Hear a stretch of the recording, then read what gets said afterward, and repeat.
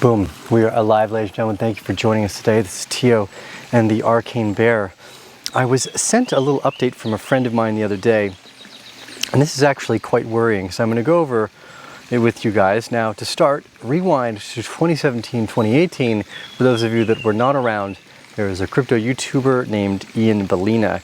He was recently named in an SEC jurisdiction fight against him.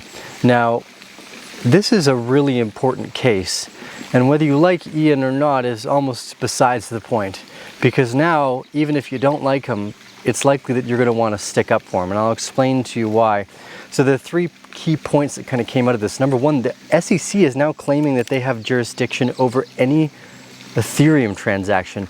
That is huge. That means anything that's ever happened on Ethereum would be considered a security and deemed under their jurisdiction. Now, they hid this under page 69 of this complaint against Ian. Now, whether Ian violated SEC rules or not is basically unimportant to me. I don't give a fuck the SEC. That's how I feel about that. Regulation is just a horrible way to help people when really what they need is education. They need to understand how the system works, how it can work in their favor, and what they should be worried about more than just fixing things after the fact, years later. There's a bunch of stuff the SEC is not good at. I don't want them dealing with anything more. So whether you agree with how they attack Ian or not is unimportant to me. I think that the more important thing here is what they state underneath. So SEC goes on to states that why the jurisdiction over ETH should remain under the purview of the US government is that 42.6% of all Ethereum transactions take place somewhere in the United States. Now that to them is a jurisdictional argument that now all of those things should fall under their purview. So, Brian Fry, one of the legal counsel, doubts that the court will stand by the SEC's claim, but skepticism is large as life. Now, this is, again, important to remember, is that if they get away with this, it sets a new precedent. So they hit it. Some are kind of inconvenient, not easy to notice. So we'll read over this. So the SEC claims jurisdiction over the Ethereum remains under U.S. government's purview following the lawsuit filed against crypto influencer and CEO of Token Metrics, Ian Balina. The subject was sued on Monday for failing to register his cryptocurrency as a security before the initial coin offering in 2018. Now, although the case appeared to be a run-of-the-mill at first, since the SEC had filed lawsuits against the individuals and companies for unregistered ICO issues, the case took a largely different path. Now, this is where things get interesting. Although the case, again, appeared to be run-of-the-mill, the SEC's bold, unprecedented claim on the 69th paragraph, the lawsuit was pivotal, highlight, and drew the attention of many. This is where I started to get interested. The US-based investors in Balina's pool irrevocably committed to a transaction when from within the United States at that point, their ETH contributions were validated by a network of nodes on the Ethereum blockchain, which are clustered more densely in the United States than in any other country. As a result, those transactions took place in the United States. This is huge. This is an attack on everything that's ever been done on the Ethereum blockchain. So whether you like Ian or not, there are going to be a wave of people that stand up to fight this particular paragraph and then therefore go on to fight Ian's case, because this is the real linchpin. The SEC argued in a complaint that it had the right to sue Balina not only because the transactions happened in the US, but also because of the majority of all ETH nodes that validate transactions are in the United States, which intuitively falls under the purview of the US government. Again, this is not good for anything that happens on Ethereum, effectively. This is the SEC going out of the way to say, hey, guess what? Everything on Ethereum falls under our purview because of where the transactions take place. They have not done this before, and this could set a dangerous precedent for anybody who likes what we would like to call at least a decentralized computer. Now, it seems to be getting further and further away from that.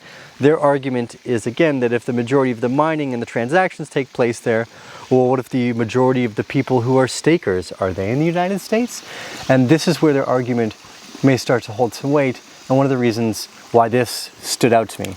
I wasn't going to talk about it because, again, I'm not a big fan of regulators, And I think if you make a mistake, or if other people are making mistakes, you shouldn't be fined or sued for doing so. A lot of this game is new. There's gray area. We don't necessarily know what these are. It's a great question, because they don't necessarily fall under the SEC's purview, but they're trying to make it that way. So here's one more last point that they brought up in this article. And I will express that some of this, what I've read from today, is from the coinedition.com. This is where the quotes are from, because I am quoting some of this, by the way. Brian Fry, a law professor at the University of Kentucky, stated that although the language of the complaint doesn't have legal weightage for the court to stand by it, he's skeptical. Well, Fry thinks so. The SEC chair, Gary Gensler, thinks that Ethereum's transition to proof of stake would bring Ethereum closer to the definition of a security through the government's lens. Subsequently, Ian Balina submitted a response to point to the SEC's baseless charge in this case.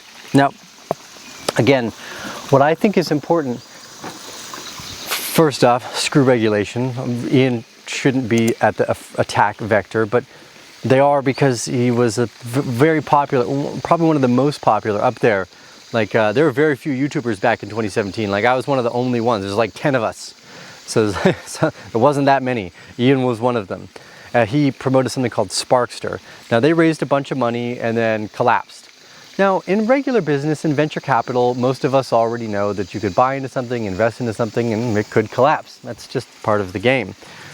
But their statement again is that, oh, well, because people are uneducated investors, we're going to have to sue people because they didn't know that all this stuff could go to zero. See, but this is the problem. This is the inherent problem. It's the uneducatedness of somebody that puts them in these bad situations. So instead of regulating, you should be educating. And this is what the SEC does horribly wrong. They should be front-running the problems of financial inequality through proper education, which none of the U.S. schools do. They teach you nothing about finance, taxes, investments, zero. It is their fault. Regulation is to save things after they have gone horribly wrong, which is they never taught you jack shit about financial education in the early days, and to know that if you're investing in any company, especially early on, especially with something over the internet, it could probably go to zero. And that's all the education you need to know to make the risk-adjusted case of, should I put my money in this thing? It could go to zero. That's it. That's all you needed. That's all they needed to do for you. Anyways, we'll leave it at that. It's Tio with the Arcane Bear. Thank you for joining us today, ladies and gentlemen. Just a quick little update on that one. Hopefully enough people step up to bat to smash that 69th paragraph right to in hell, because it severely oversteps what we believe the importance of decentralization to be, is that things take place in no particular jurisdiction. And again, this just brings more to the forefront of the importance of decentralization around the world, not just of nodes, of mining, of staking apparently now too, but of a bunch of other pieces of this puzzle that we declare our decentralization off of. Anyways, it's Tio with the Arcane Bear. I hope you guys enjoyed today's episode. I want to show you this. You'll think this is quite fun. For all of you that don't know, I'm a huge fan of technology, and DJI just released this wireless microphone kit, which I'm using today, so it's cool. Go DJI, you guys make awesome stuff. This is the coolest microphone kit I have ever seen too, so boom. We'll see you guys on the next episode.